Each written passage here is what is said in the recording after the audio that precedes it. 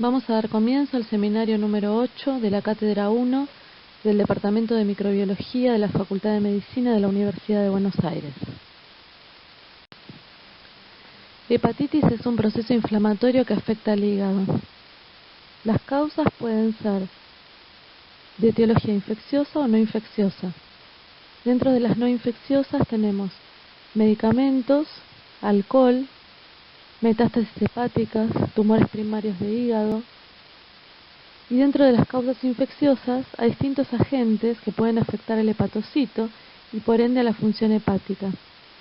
En la actualidad se identifican los virus primariamente hepatotropos, causantes de la hepatitis A, B, C, D y E, y los hepatotropos secundarios, como el virus de Epstein-Barr y el citomegalovirus, y actualmente lo que se está viendo debido a la cantidad de pacientes infectados por dengue es la hepatitis por dengue.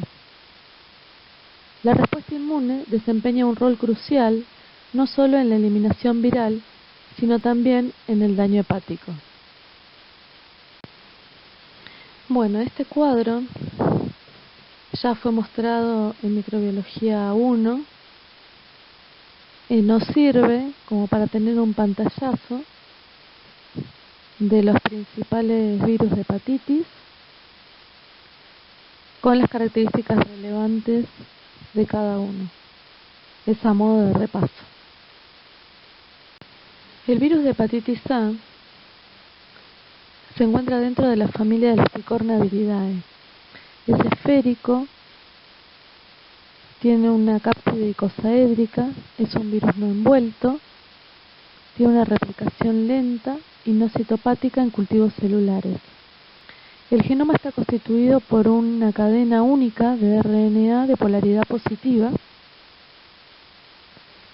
Afecta principalmente al hepatocito, a las células de Kupffer, conductos biliares, epitelio vesicular.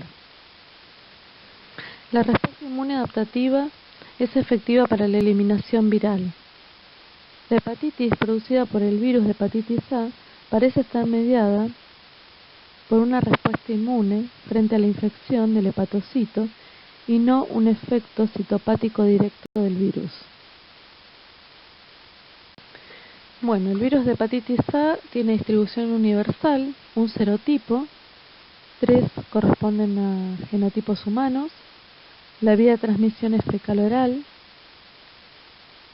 se elimina virus 10 a 15 días antes de la aparición de los síntomas y hasta 8 días posteriores a la aparición de la ictericia.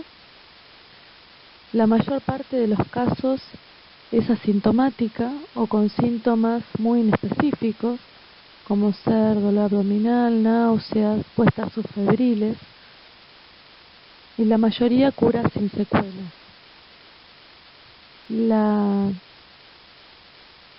cantidad de pacientes que se infectaban por hepatitis A ha disminuido a partir del 2005, en que ingresó la vacuna al calendario de vacunación,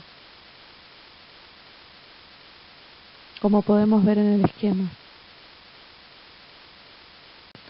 Como podemos observar en este gráfico, tiene un periodo de incubación de 1 a 2 semanas. El virus se excreta por materia fecal durante la semana previa a manifestarse la enfermedad, extendiéndose esta excreción como mínimo por 2 semanas. La enfermedad aguda es similar a la de los otros virus. No hay una diferencia. Cuando presenta síntomas, su manifestación puede ser la ictericia, náuseas, vómitos, dolor abdominal, que dura aproximadamente de 2 a 5 semanas. Es autolimitada, en términos generales no evoluciona a la cronicidad, y los síntomas coinciden con el pico de transaminasas y con la aparición de la IgM específica. Los títulos de IgM, que acá, como observamos, los títulos de IgM están de color celeste, va disminuyendo con el correr de los meses, mientras que los niveles de IgG específicas persisten a lo largo del tiempo. Con respecto al diagnóstico de hepatitis A, Recuerden, como dijimos previamente, que se solicita la IgM contra hepatitis A. Si da reactivo, se confirma infección aguda. Si es no reactivo,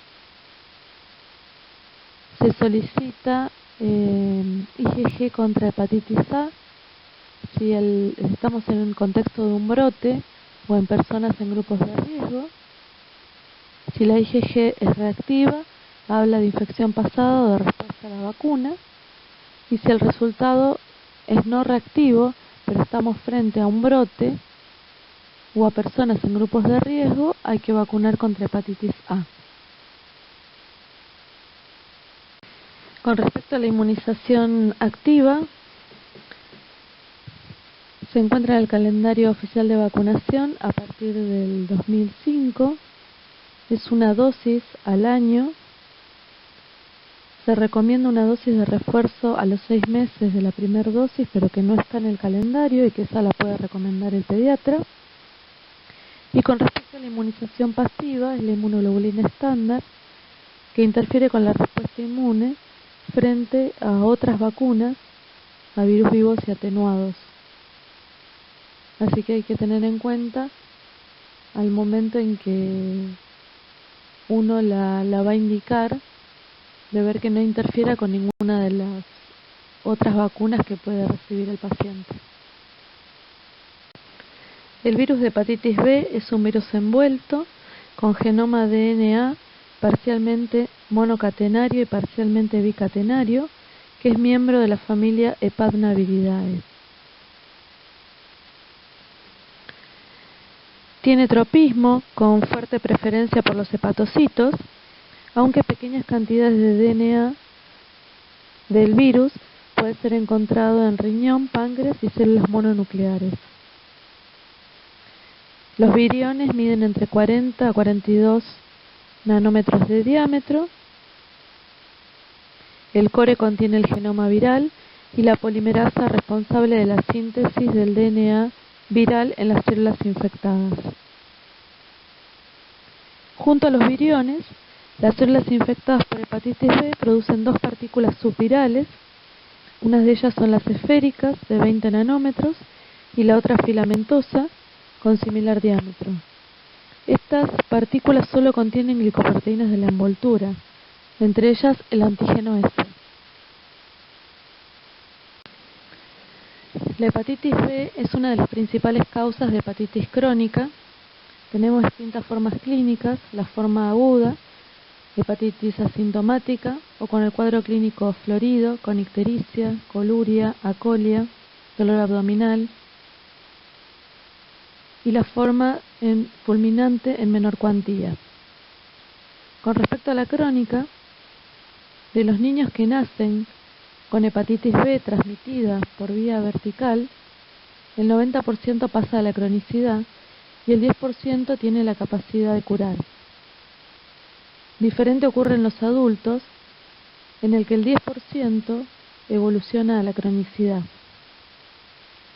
Las formas crónicas o persistentes pueden ser pacientes asintomáticos, portadores, tener enfermedad hepática progresiva con replicación activa y que puede llevar al paciente a la cirrosis y al carcinoma hepatocelular. Más adelante veremos que la infección crónica es dinámica, que los niveles de carga viral y de transaminasas son variables, que la expresión del antígeno E y la seroconversión, con presencia de anticuerpos contra el antígeno E, marcan dos etapas en el curso crónico. Y otra cosa que hay que recordar son las vías de transmisión, que dentro de la más importante es la vía sexual.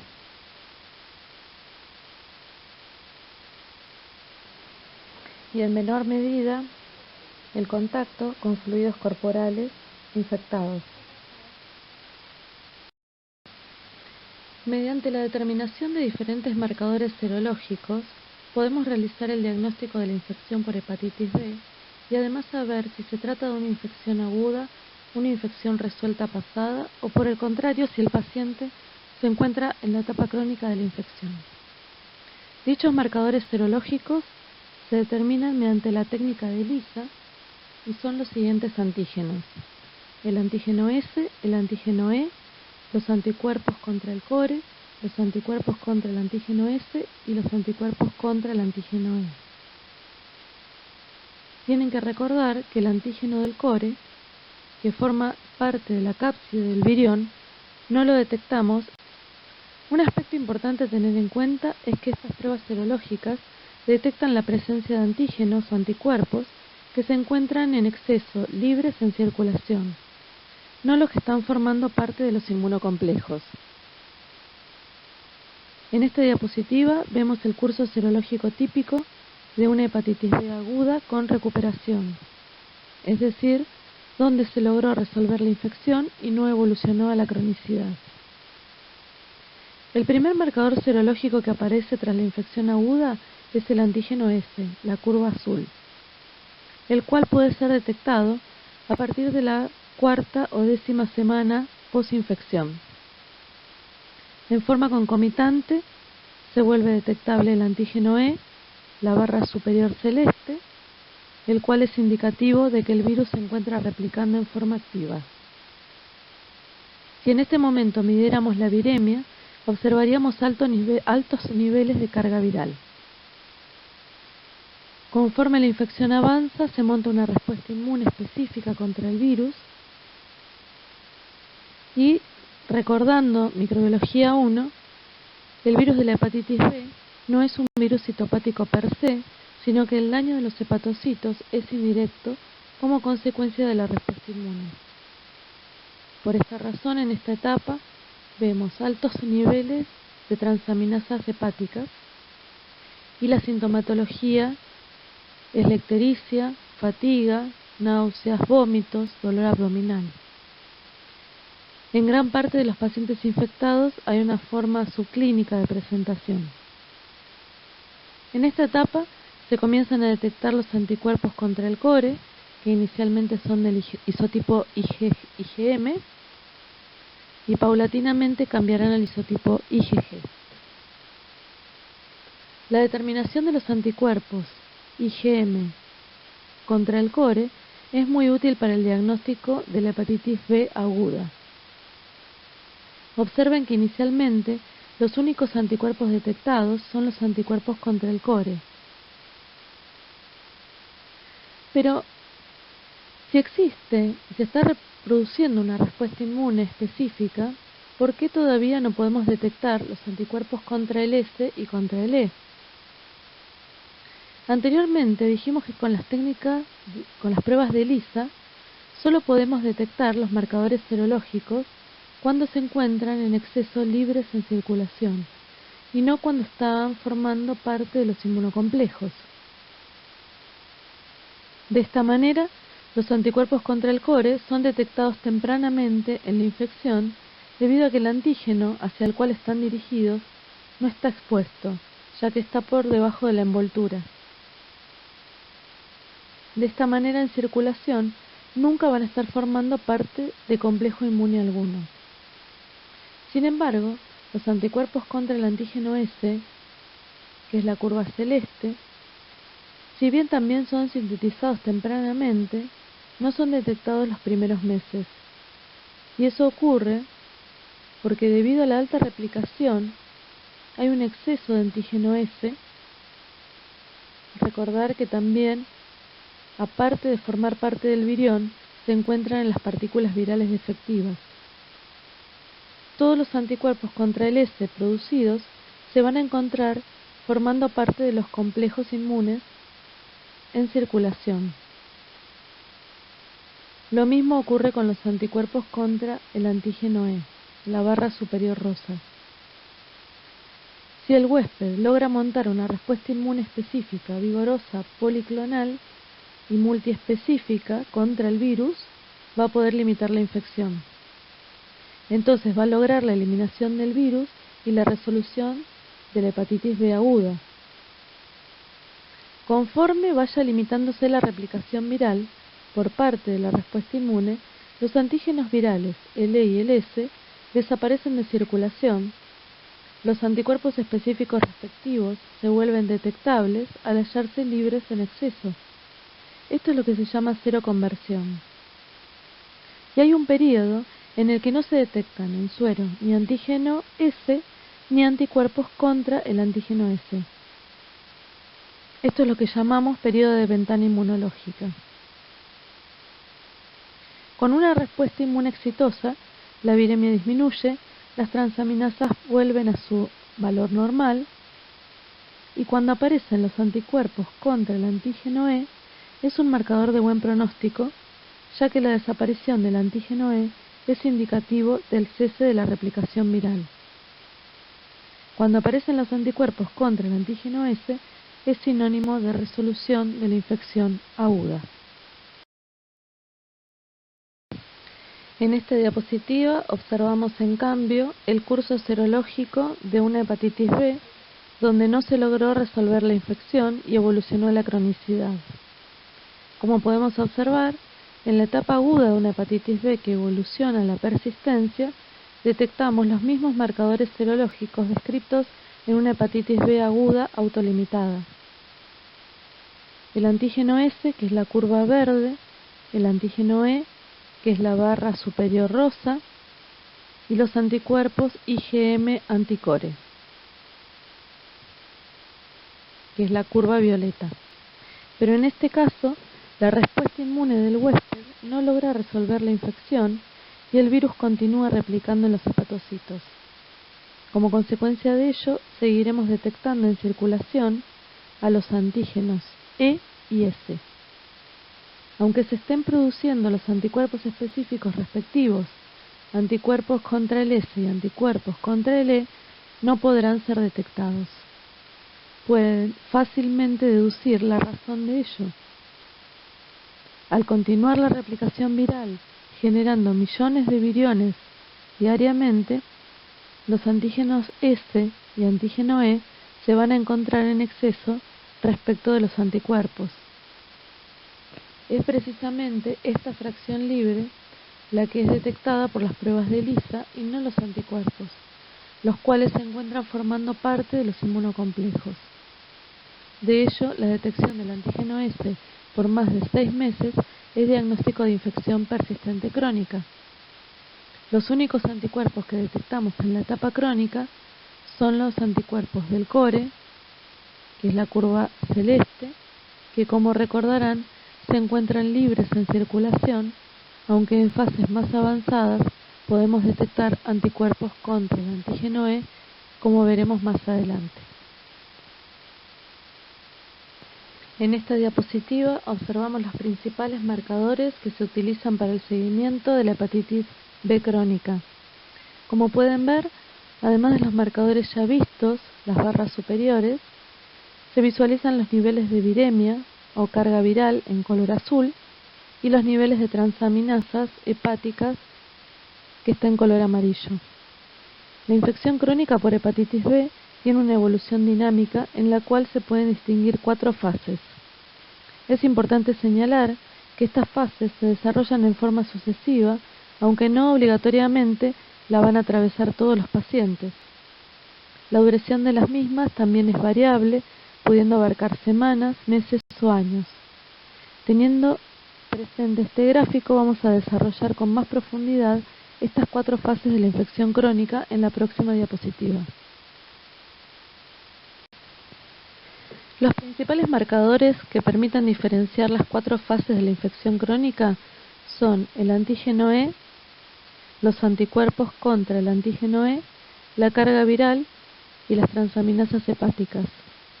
El antígeno S no va a ser de utilidad ya que permanece detectable de por vida. El daño histológico en el hígado es determinado mediante biopsia hepática, pero debe evaluarse según el paciente. La primera fase es la inmunotolerancia, o fase no inflamatoria. Esta es de corta duración, de 2 a 4 semanas, en quienes adquieren la infección en la infancia o adultez. Sin embargo, puede durar décadas en los individuos que adquirieron la infección en forma perinatal. Esta fase está caracterizada por la presencia del antígeno E y una alta carga plasmática de DNA viral, más de 10 a las 5 copias por mililitro. Es una fase donde hay una alta replicación viral. Sin embargo, los niveles de transaminasa sérica se encuentran normales y no hay evidencias de lesiones histológicas ni inflamación en las biopsias hepáticas. Los individuos son asintomáticos. Esto se explica por una falta de respuesta inmune contra el virus, es decir, a un fenómeno de tolerancia inmune frente a la infección, la cual es ejercida por el antígeno E. Durante el curso de la infección, los pacientes evolucionan a una forma más activa de la enfermedad, denominada fase inmunoactiva o fase inflamatoria. Como hay una activa replicación viral, esta fase se caracteriza por la presencia de antígeno E asociado a altos niveles de carga viral, los cuales pueden ir fluctuando. Las transaminasas séricas se encuentran elevadas en forma persistente o intermitente. Esto es el resultado del daño mediado por la respuesta inmune, especialmente por linfocitos T citotóxicos, al promover la muerte de los hepatocitos infectados. Hay una inflamación activa del hígado con la presencia de necroinflamación y algunas veces fibrosis. La severidad y duración de esta fase, que puede ser de meses a años, determina el riesgo de complicaciones. La tercera fase es la fase de baja replicación o fase inactiva. En esta fase hay una baja o indetectable replicación viral y por ende se caracteriza por la pérdida del antígeno E y la aparición de los anticuerpos anti-antígeno E. Los niveles séricos de transaminasas se mantienen dentro del rango normal y los valores de carga viral disminuyen a valores menores a 2000 copias por mililitro y a veces son indetectables. La histología de la biopsia hepática muestra una inflamación mínima y los pacientes son asintomáticos. La seroconversión del antígeno E a anticuerpo contra antígeno E es una señal favorable de la evolución de la infección. Cuanto más tempranamente se alcance esta fase, menor será el riesgo de que el paciente desarrolle cirrosis o carcinoma hepatocelular. El 67 al 80% de los pacientes van a persistir en esta fase indefinidamente como portadores inactivos, lo cual es de muy buen pronóstico. Sin embargo, algunos pacientes van a exhibir eventos de reactivación. En la fase de alta replicación viral o fase de inmunoreactivación hay una persistente replicación viral. Hay un aumento de los niveles de DNA viral en el suero. Aunque la carga viral, por lo general, tiene valores menores a los que se observan en la fase inflamatoria, la misma es fluctuante, pudiendo alcanzar valores entre 10 a la 8 y 10 a la 9 copias por mililitro. Los valores de las transaminasas también se encuentran elevados y fluctuantes. En estos pacientes hay un daño hepático con lesiones necroinflamatorias. Esta fase se caracteriza por la ausencia de antígeno E y por ello se tornan detectables los anticuerpos contra el antígeno E. Si el antígeno E es un marcador de replicación viral, ¿por qué no se expresa en esta fase? Y esto ocurre porque en esta fase de reactivación se produce como resultado de la aparición de variantes virales con mutaciones en el promotor basal del core o en la región precore del marco abierto de lectura precore-core que impiden la expresión del antígeno E. Estas variantes están asociadas a una mayor progresión a la fibrosis, cirrosis y al carcinoma hepatocelular. Repasen eso de micro 1, que ocurre con estas mutantes. Aproximadamente un 0,5 a un 2% de los pacientes infectados crónicamente eliminan la infección espontáneamente cada año sin tratamiento. Desaparece el antígeno S, acompañado o no con seroconversión de anticuerpos contra el S y carga viral no detectable. En esta diapositiva podemos observar la anatomía patológica de una infección persistente y de una cirrosis postnecrótica. En la foto superior observamos un infiltrado mononuclear en los espacios porta, y si uno deja su libre evolución va a aumentar la cantidad de infiltrado inflamatorio, llevando a la cirrosis postnecrótica, donde se observan teñidas de celeste con coloración tricrómica de masón las bandas de tejido conectivo.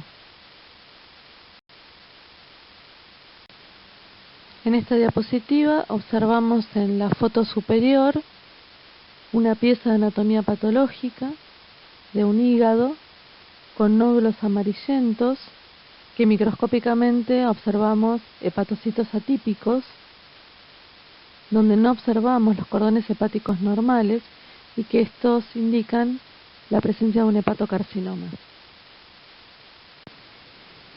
Bueno, en este cuadro podemos explicar, haciendo un resumen de todo lo hablado previamente. En la infección aguda, lo importante recalcar es que tenemos antígeno S y tenemos inicialmente anticuerpos contra el core, IgM, y antígeno E. En el periodo ventana encontramos que el antígeno S y los anticuerpos contra el antígeno S están formando inmunocomplejos, por eso no se detectan. Y en la fase de recuperación vamos a tener anticuerpos contra el S, anticuerpos contra el E e IgG del core. En la infección persistente tenemos que tanto en el estado activo como el de reactivación tenemos alta carga viral del virus, de la hepatitis B.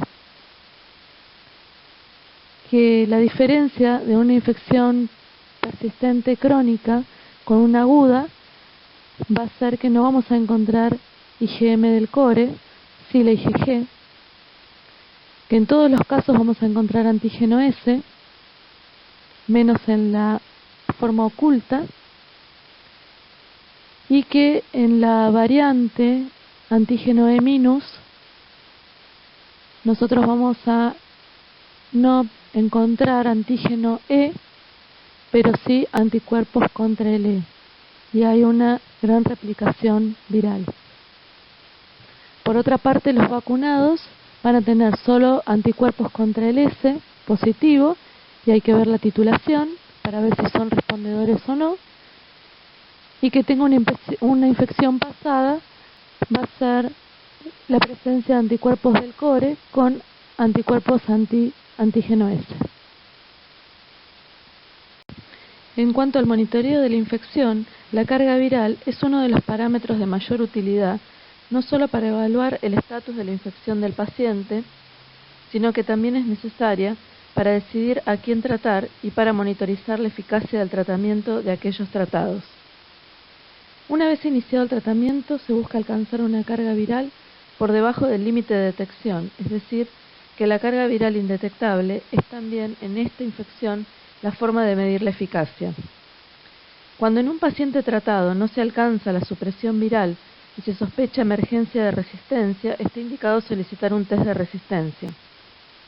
La determinación del genotipo, a diferencia de lo que ya veremos con hepatitis C, no es un requisito indispensable en la evaluación y monitorización del paciente en un inicio, pero es de mucha utilidad para aquellos pacientes en los que se piensa iniciar un tratamiento con interferón, ya que ofrece información pronóstica sobre la respuesta a este fármaco y también sobre el riesgo de hepatocarcinoma. En relación a la cuantificación del antígeno de superficie, tiene un papel pronóstico y es de utilidad para tomar decisiones con respecto al tratamiento. En nuestro país, la incorporación de la vacuna de la hepatitis B en el calendario nacional ha ido evolucionando a lo largo del tiempo. Inicialmente, en el año 1992, solo estaba indicada para personal de salud. A partir del año 2000 fue incorporada para los recién nacidos. Sin embargo, a partir del 2012 se incorporó al calendario nacional la vacunación universal contra la hepatitis B. El esquema de vacunación consta de una dosis al recién nacido dentro de las 12 horas de vida y luego como parte de la vacuna quíntuple pentavalente a los 2, 4 y 6 meses de vida. En el caso de los adultos, el esquema es de 3 dosis, una dosis inicial, otra al mes y otra a los 6 meses. La vacuna contiene el antígeno S recombinante expresada en levaduras. Para aumentar la respuesta inmunológica, se han agregado a la fórmula vacunal los antígenos pre-S1 y pre-S2. Para evaluar la respuesta inmune a la vacuna es muy importante, luego de 1 a 3 meses de la administración de la última dosis, dosar el título de anticuerpos anti-antígeno S producidos. Esto determinará si el paciente vacunado es respondedor o no respondedor. Si el título de anticuerpos anti-antígeno S es mayor o igual a 10 unidades por litro, el paciente es respondedor a la vacuna y se considera que se encuentra protegido frente a una infección por hepatitis B. Por el contrario, si el título es menor a 10, es no respondedor y debe recibir una nueva serie de 3 dosis de vacunación. La gamma globulina hiperinmune se utiliza como profilaxis pasiva en pacientes no vacunados o no respondedores a la vacunación, que estuvieron expuestos a una situación de riesgo de contagio, como por ejemplo una exposición percutánea o de mucosas con sangre de pacientes infectados, o luego de una relación sexual con una persona infectada. También se lo utilizan recién nacidos de madres infectadas con el virus de hepatitis B, la cual es administrada junto con la vacuna. Se obtiene a partir del plasma de individuos que han padecido una hepatitis B y que por ende presentan altos títulos de anticuerpos contra el S. En esta diapositiva se presentan las drogas aprobadas para el tratamiento de la hepatitis B crónica. No se conoce el mecanismo exacto a través del cual el interferón alfa ejerce un efecto antiviral contra el virus de hepatitis B. Existen evidencias de que promueve la degradación del DNA covalentemente cerrado y del RNA pregenómico.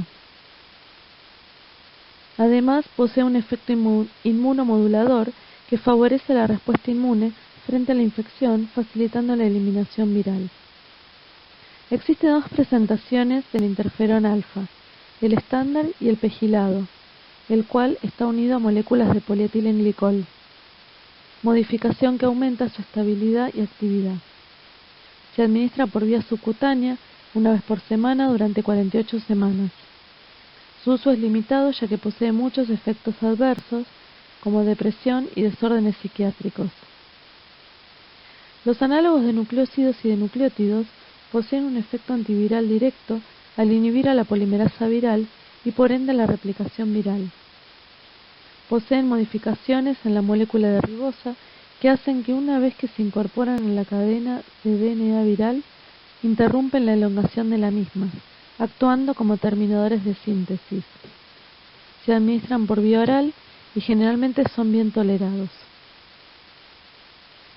La mibudine y adefovir fueron las primeras drogas en desarrollarse y su uso es limitado debido a la alta probabilidad de aparición de variantes virales con mutaciones asociadas a resistencia a la terapéutica.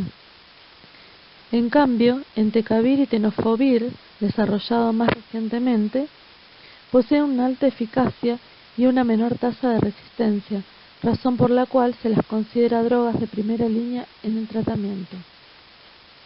El objetivo del tratamiento antiviral es inhibir la replicación viral para disminuir el daño hepático, producto de la respuesta inmune al destruir las células infectadas, y es evitar la evolución a la cirrosis o al carcinoma hepatocelular. Por esta razón, el tratamiento está indicado en las fases donde hay replicación viral y por ende actividad inmune, que es la fase inmunoactiva con antígeno E positivo, la fase inmunoreactiva antígeno E negativo, con transaminasas elevadas, alta carga viral y evidencia de inflamación hepática y fibrosis. La respuesta al tratamiento es monitoreada mediante la determinación de la carga viral. Los antivirales utilizados para el tratamiento de la infección crónica por hepatitis B inhiben la replicación del virus de hepatitis B. Sin embargo, tienen muy poco efecto o ningún efecto en el pool de los DNA covalentemente cerrado de los hepatocitos, molécula clave para la persistencia viral. Como recordarán, el DNA covalentemente cerrado es el molde a partir del cual se producen los mensajeros virales y el RNA pregenómico, intermediario de la replicación viral. Por otro lado, recuerden que durante el transcurso de la infección crónica tiene lugar la integración del DNA del virus hepatitis B en el genoma del hepatocito. Si bien a partir del mismo no se produce la replicación viral, también actúa como reservorio para la persistencia viral, ya que a partir del mismo se expresan proteínas virales como el antígeno S y proteína X. La integración del genoma viral al genoma celular está asociado a un mayor riesgo de carcinogénesis. Con los tratamientos actuales podremos lograr, en el mejor de los casos, lo que denominamos una cura funcional, definida por la desaparición del antígeno S y niveles no detectables de carga viral. Hablamos de cura parcial en aquellos casos donde tengamos valores de carga viral bajos, menor a 2000 unidades por mililitro, o no detectables, pero con detección del antígeno S. Sin embargo, en ambos casos persiste el DNA covalentemente cerrado en los núcleos de los hepatocitos. Esto puede permitir la reactivación viral en pacientes que hayan tenido una cura funcional previa y que están recibiendo una terapia inmunosupresora. Si se lograra la eliminación del DNA circular covalentemente cerrado de los hepatocitos, hablaríamos de una cura completa. Si pudiéramos eliminar también el genoma viral integrado, hablaríamos de una cura esterilizante. Como el DNA circular covalentemente cerrado no puede erradicarse de las células hepáticas, con los tratamientos actuales, la cura completa es inalcanzable y teórica por ahora. Y es este precisamente el gran desafío que aún no está resuelto: la eliminación de la forma genómica viral del DNA circular covalentemente cerrado, que como vimos puede persistir en los hepatocitos, aún en pacientes que han resuelto la infección. Para su eliminación se están ensayando nuevas drogas con nuevos blancos. Esto se discute en la clase teórica. El virus de la hepatitis C fue caracterizado en 1989 como el causante de las hepatitis denominadas hasta ese entonces no A, no B, y su importancia médica radica en que es una de las principales causas de hepatitis crónica en el mundo. Recordemos que se trata de un virus esférico que posee envoltura y cuyo genoma está compuesto por RNA monocatenario lineal. Su principal sitio de replicación es el hígado, donde presenta una alta tasa de replicación diaria, que puede llegar hasta 10 a la 12 viriones por día.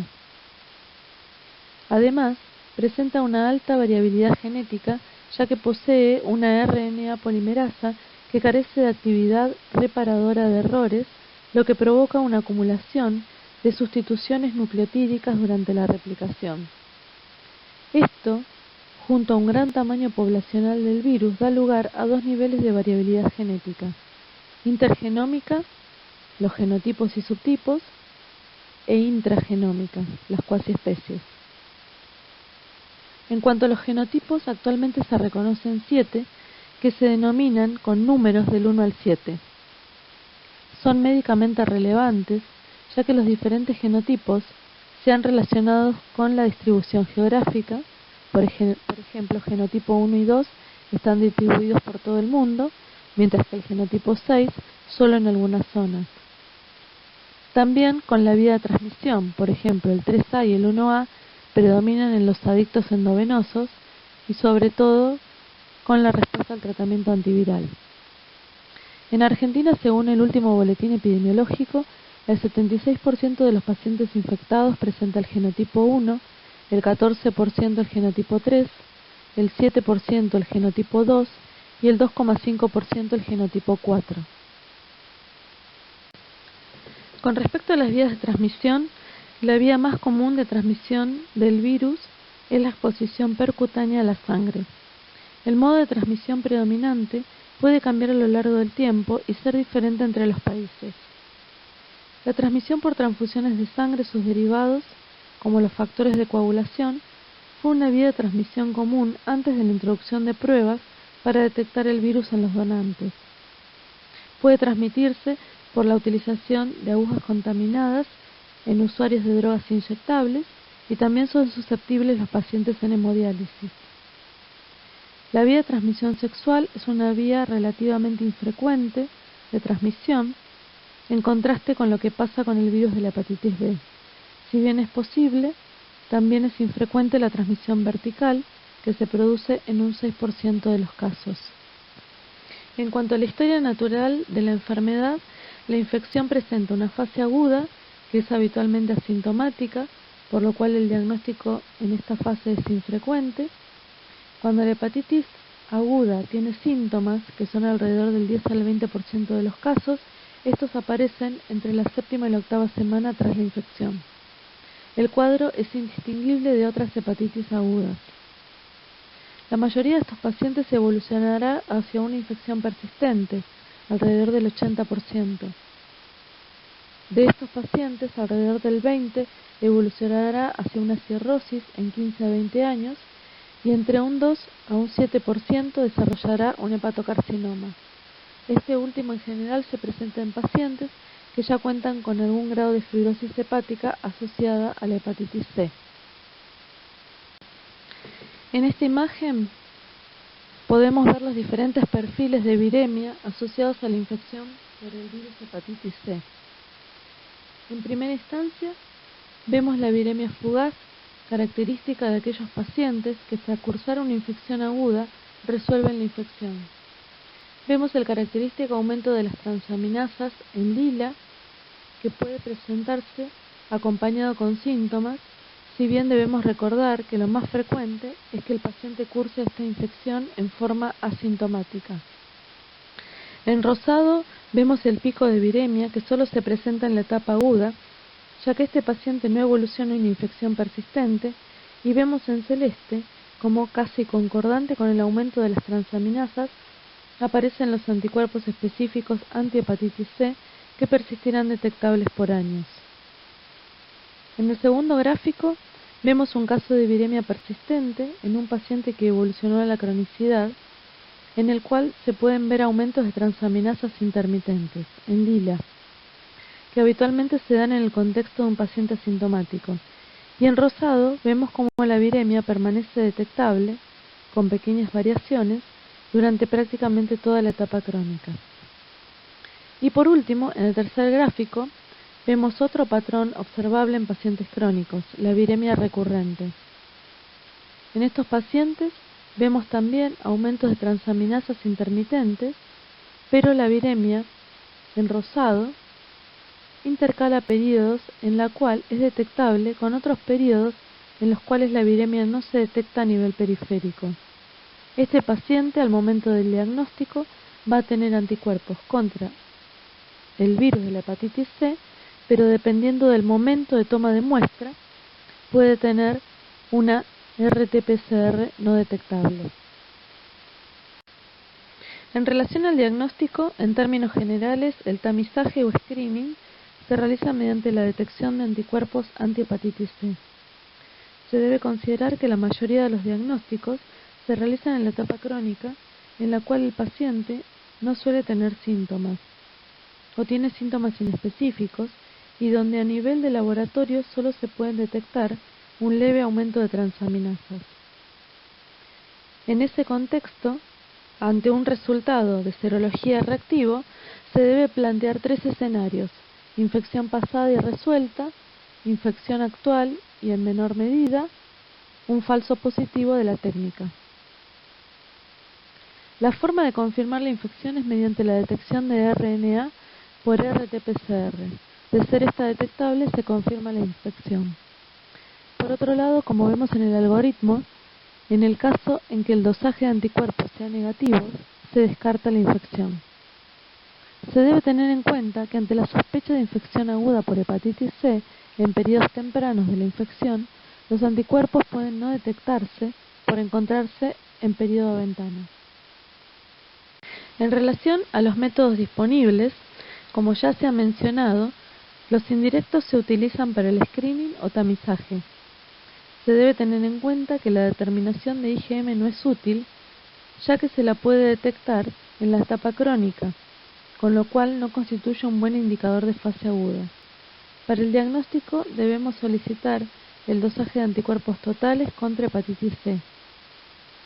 Por otro lado, en relación a los métodos directos, la detección del antígeno del core en sangre periférica aún no tiene un lugar en los algoritmos diagnósticos. Esta proteína se detecta antes que los anticuerpos específicos y persiste detectable durante todo el curso de la infección. Es un marcador de infección activa que se correlaciona bien con la carga viral, pero que en la práctica habitual no se utiliza para el diagnóstico. Por último, la detección del genoma viral es el método confirmatorio por excelencia. Se debe tener en cuenta que habitualmente se utiliza la técnica cuantitativa, es decir, la carga viral.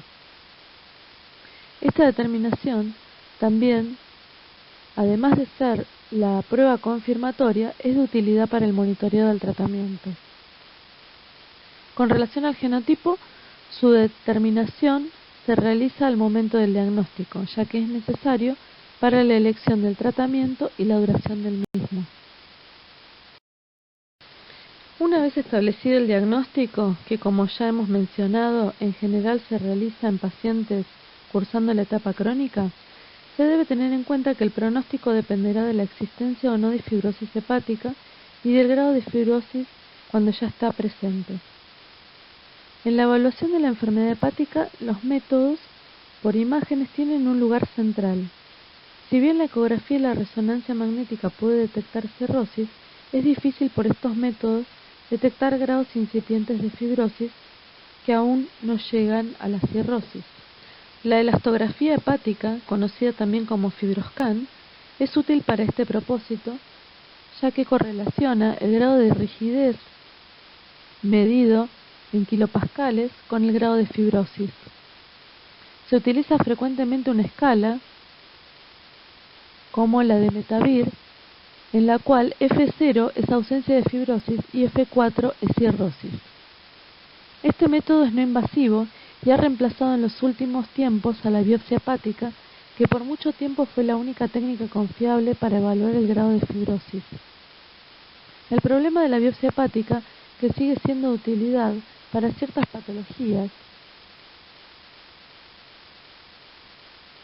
pero que es un método invasivo que no está libre de complicaciones potencialmente graves como el sangrado.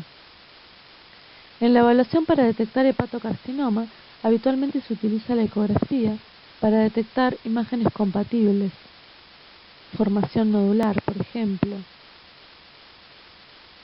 Y también es de utilidad la detección de niveles de alfa-fetoproteínas, que suele estar aumentada en los casos de carcinoma hepático.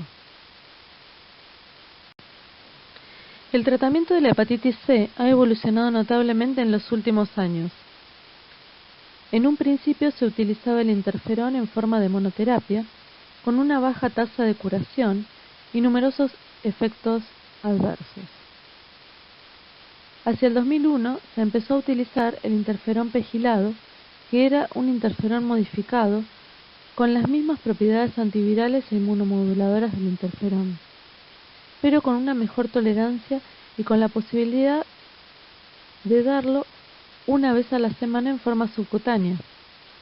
Se lo asoció a otro antiviral, la ribavirina, lo que mejoró las tasas de curación. De todas maneras, las tasas de curación eran bajas para algunos genotipos y los efectos adversos eran difíciles de manejar. Entre estos efectos adversos eran frecuentes los trastornos psiquiátricos, la toxicidad tiroidea y un síndrome gripal luego de cada aplicación. La mayoría de los tratamientos duraban 12 meses y las tasas de discontinuaciones eran muy altas por las toxicidades asociadas. Finalmente, a partir del 2011, aparecieron nuevos tratamientos antivirales específicos, denominados antivirales de acción directa, los cuales han demostrado altísimas tasas de curación, la mayoría por encima del 95%. Además de ser muy eficaces, se trata de tratamientos por vía oral, de pocos comprimidos, con pocos efectos adversos, y en su mayoría estos esquemas no superan las 12 semanas de tratamiento total. Estos nuevos tratamientos han abierto la puerta a otra etapa en el manejo de esta enfermedad, con la oportunidad de curar la infección, cortar la transmisión y eventualmente en el futuro erradicar la enfermedad. En relación a los antivirales de acción directa, podemos ver en la figura que todos estos fármacos actúan a nivel de una enzima necesaria para la replicación viral. Actualmente contamos con 3 familias principales: los inhibidores de la polimerasa NS5B, que actúan inhibiendo la replicación del RNA, los que terminan con buvir; los inhibidores de la enzima NS5A, que terminan con asbir, proteína esencial para el ensamblaje de los nuevos viriones; y los inhibidores de la proteasa NS34, que terminan con previr, que actúan inhibiendo el correcto procesamiento de la proteína viral. Estos fármacos se utilizan en forma combinada, 2 fármacos con diferente mecanismo de acción, y muchos de ellos actúan sobre determinados genotipos, mientras otros son pangenotípicos, es decir, que actúan sobre todos los genotipos. Algunas combinaciones se pueden utilizar incluso por periodos acortados de 8 semanas. Todos se administran por vía oral, siendo el único obstáculo para su utilización el acceso, ya que se trata de medicamentos de alto costo. Una vez iniciado el tratamiento, se busca alcanzar una carga viral por debajo del límite de detección y que ésta se mantenga indetectable luego de haber finalizado el tratamiento. De lograrse este objetivo, la denominada respuesta virológicamente sostenida, se asume que el tratamiento fue exitoso. Los casos de falta de respuesta por emergencia de resistencia viral no son frecuentes, pero cuando hay sospecha se debe realizar un test de resistencia. Es importante tener en cuenta que para tratar y curar es necesario primero el diagnóstico. Por esta razón es importante hacer testeos en los controles clínicos de rutina, ya que, como hemos mencionado, la mayoría de los pacientes infectados cursan esta enfermedad en forma asintomática y solo tendrán manifestaciones cuando ya se encuentren en un periodo avanzado de la enfermedad. También se debe tener en cuenta que el tratamiento antiviral, si bien cura la infección viral, solo en un porcentaje muy pequeño de pacientes puede retrogradar la fibrosis hepática. Es decir, que la mayoría de los pacientes con hepatitis C curados, si desarrollaron cirrosis, continuarán en riesgo de descompensación hepática y de hepatocarcinoma aún después de un tratamiento exitoso. Por eso estamos remarcando la importancia del diagnóstico y del tratamiento temprano. Bueno, en esta diapositiva vemos cómo llegamos a diagnóstico de una hepatitis cuando tenemos elevación de transaminasas. Cuando viene un paciente con un cuadro clínico compatible, con ictericia, dolor abdominal, coluria, fiebre que puede no tener, náuseas y vómitos, se le hace un estudio de laboratorio y se encuentran transaminasas elevadas, tenemos que pensar primero en los principales virus hepatotropos primarios. Entonces, para descartar hepatitis A, solicitamos la IgM contra hepatitis A. Si da negativa, es negativa. Si da positiva, estamos frente a una hepatitis A aguda. Para hepatitis C, pido anticuerpos totales contra hepatitis C. Si da negativo, es negativo. Si da positivo, necesito una prueba confirmatoria con el estudio de RNA de hepatitis C por RT-PCR. Si eso da negativo, no hay infección activa actual por hepatitis C. Si da positivo, hay infección activa. Y en el caso de hepatitis B, pedimos antígeno S y anticuerpos totales contra el core. Si el antígeno S me da positivo y los anticuerpos totales contra el core me dan positivo, pido una IgM del core. Si la IgM del core me da positivo, estamos frente a una hepatitis B aguda. Sin embargo, si la IgM del core me da negativa, tengo que pensar que puede ser una infección persistente, porque tengo las inmunoglobulinas G positivas contra el core. Entonces ahí hay que hacer una evaluación de ver y de evaluar si es persistencia de una infección por hepatitis B. En relación a la hepatitis E, se trata de una enfermedad emergente a nivel mundial que se manifiesta como una hepatitis aguda y que es producida por un virus de transmisión principalmente entérico. Tiene una mayor prevalencia en los países en vías de desarrollo. En los países endémicos como India se observan reiteradas epidemias a partir del agua contaminada. Es importante tener en cuenta que en nuestro país no es considerado un país endémico para esta enfermedad, si bien el número de casos reportados va en aumento y se estima una prevalencia del 1,9%. Afecta sobre todo a adultos jóvenes, predominantemente de sexo masculino, y es importante considerar que hay otras vías de transmisión documentadas, como podemos ver en las imágenes. Existen reportes de transmisión parenteral por transfusiones, transmisión intranosocomial, materno-fetal y también a partir de ingestión de carne mal cocida, sobre todo de cerdo. Existe una alta prevalencia en comunidades aborígenes. En el caso de la comunidad guaraní en la Argentina es del 4%. Recordemos que el virus de la hepatitis E es un virus desnudo, pequeño con un RNA de cadena simple, del cual se reconoce un solo serotipo y 4 genotipos. El periodo de incubación es de 4 a 5 semanas. El virus se excreta por heces durante la semana previa a manifestarse la enfermedad, extendiéndose esta excreción como mínimo 2 semanas.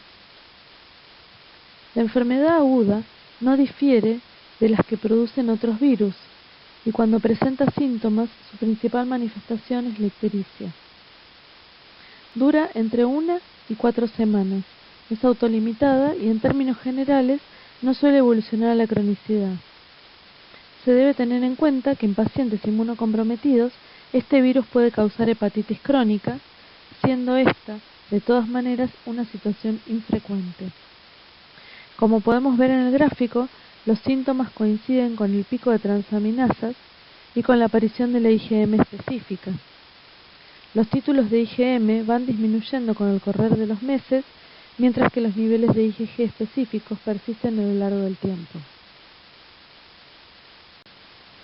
En relación al diagnóstico, como podemos ver en esta imagen, se ha establecido un algoritmo para el estudio de los casos de hepatitis aguda que no son causadas por el virus A, B o C. Es decir, que en una hepatitis aguda en nuestro medio, este virus debe ser pensado una vez descartadas las 3 causas más frecuentes dentro de los agentes virales. El diagnóstico puede realizarse por métodos directos, utilizando RT-PCR, que de resultar detectable confirma la infección, y en el caso de utilizar pruebas serológicas, ya sea IgM específica, IgG o anticuerpos totales, en el caso de ser reactivo, el resultado se debe confirmar mediante RT-PCR. Se debe tener en cuenta que la detección de IgM por los diferentes equipos comerciales es variable, pudiendo ser no detectada en la etapa aguda. En relación a los genotipos, podemos ver que tienen una distribución geográfica diferente. En Argentina hay descripciones de presencia de genotipo 3. Tanto este genotipo como el 4 suelen ser de transmisión zoonótica a partir de carne de cerdo principalmente. Por otro lado, el genotipo 1 y 2 se suelen transmitir por agua contaminada, causando brotes epidémicos con alta mortalidad. A diferencia de lo que ocurre en la población general, donde se manifiesta como una hepatitis aguda sin complicaciones, en las mujeres embarazadas la evolución de la hepatitis E hacia una forma fulminante es frecuente, 22%, cuando en mujeres no embarazadas es del 0%. Esta evolución se observa más frecuentemente cuando la infección se produce durante el tercer trimestre del embarazo y en menor medida durante el segundo trimestre. En relación a la profilaxis de las hepatitis virales, recordemos que la vacuna de hepatitis B está incluida en el calendario obligatorio para los niños al momento del nacimiento y luego 3 dosis como parte de la vacuna quíntuple.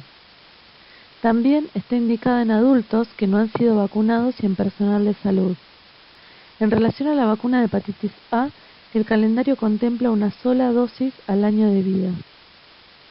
Recordar que la vacuna de fiebre amarilla, otra causa de hepatitis viral, está indicada luego del año de vida en zonas endémicas, que en nuestro país es el norte de Misiones.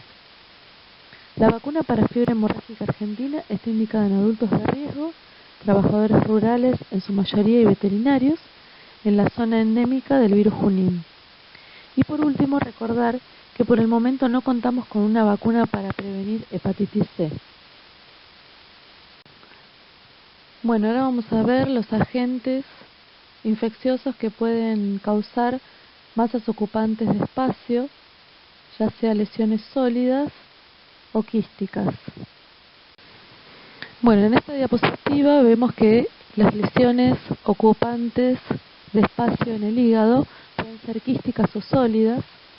Las quísticas pueden ser quistes simples, quistes hidatídicos, abscesos hepáticos, ya sea piógenos o amebianos, o lesiones sólidas como los adenomas, los carcinomas, las lesiones por metástasis, la hiperplasia nodular focal,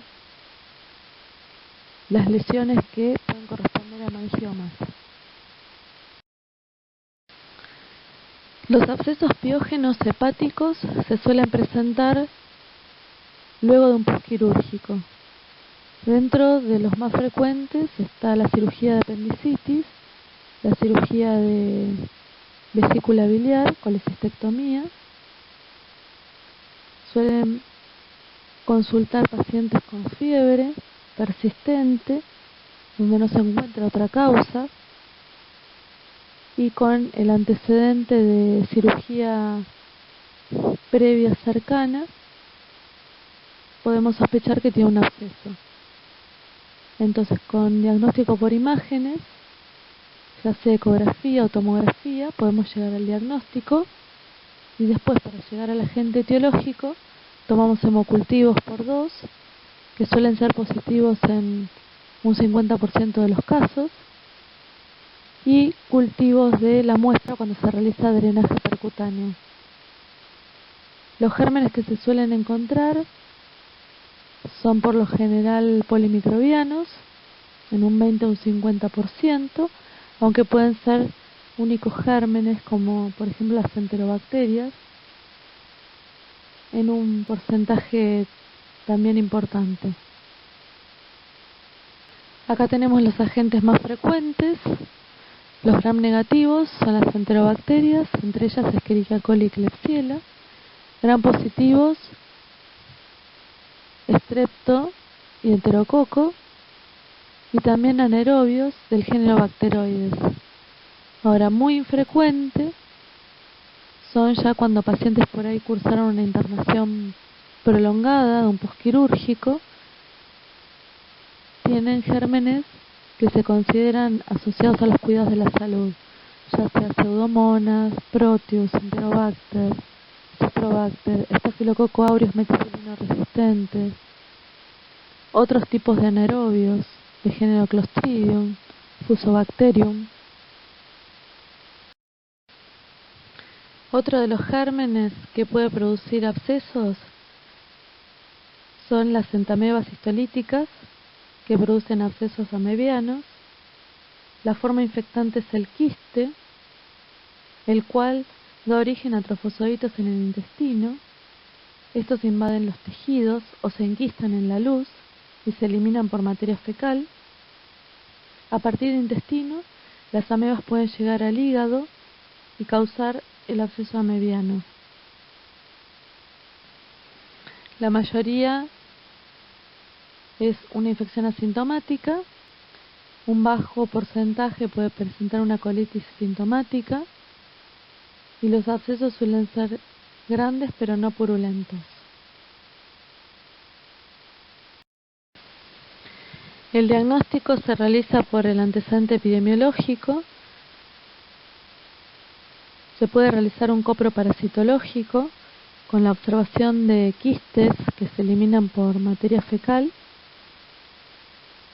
En materia fecal pueden eliminar tanto los quistes como los trofozoitos, y los quistes son los que se ingieren por vía oral con alimentos o verduras contaminadas.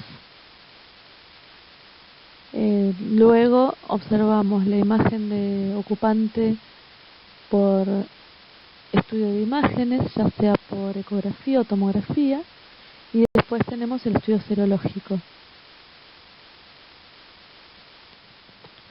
La hidatidosis es una zoonosis producida por las larvas de cestodes de Echinococcus. Hay varias especies. Uno es el Echinococcus granulosus, otro el multilocularis. Es un cestode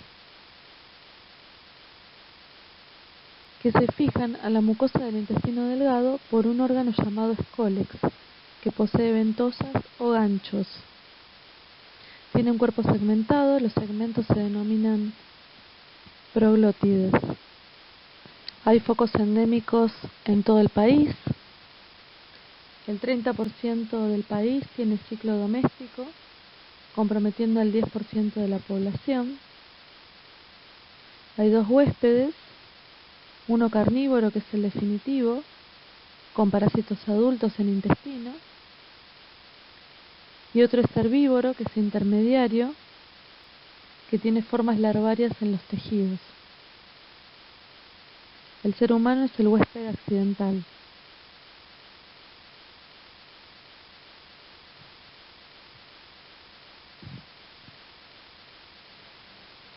La forma hepática es la más común. La enfermedad en el hombre se caracteriza por lesiones quísticas, habitualmente asintomáticas, que en un 80% son en hígado, en menor medida en pulmón y menos frecuente en otros lugares como sistema nervioso central. Solo dan síntomas cuando se complican, ya sea por infección o por ruptura, por lo que suelen ser un hallazgo en las imágenes.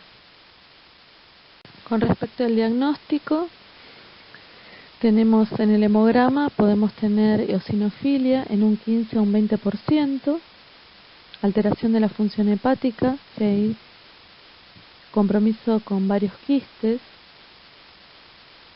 leucopenia, trombocitopenia. La ecografía tiene una sensibilidad del 90 al 95%, la tomografía de un 95 a un 100%.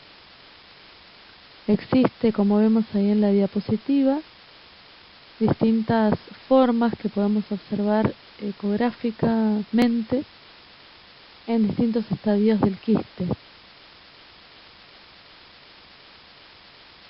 Y otro estudio que nos sirve también es la serología. La hemaglutinación indirecta tiene una sensibilidad de 60-80%, pero tiene reacción cruzada con triquinosis y fasciola. Después tenemos el ELISA, un 93%. Y el Western es confirmatorio.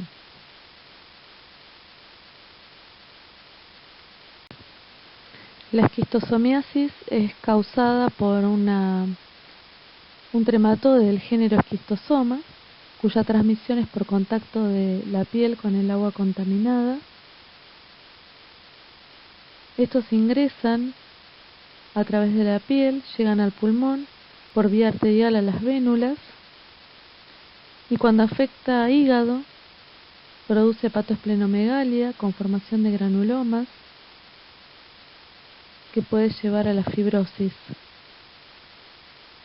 El diagnóstico se realiza por la presencia de huevos en muestras de materia fecal. Fasciolosis es una enfermedad causada por un trematode, que es la fasciola hepática. La fasciola se localiza principalmente en el intestino delgado, produciendo síntomas digestivos, diarrea, y la ingestión de metasarcáridas en plantas acuáticas es la que infecta al hombre. Cuando llega a intestino delgado se transforman en parásitos adultos. Estos parásitos adultos eliminan huevos por materia fecal que caen al agua. En el agua los miracidios invaden los caracoles, que son los huéspedes intermediarios. En los caracoles se transforman en cercarias que salen de los caracoles y se fijan en las plantas acuáticas, transformándose en quistes y en otras formas que son las metacercarias, que son las que ingiere el hombre en las plantas y que comienzan su ciclo nuevamente llegando a intestino delgado. Invaden conductos biliares a través de la circulación enterohepática y eso puede producir lesiones ocupantes de espacio o un síndrome colestásico.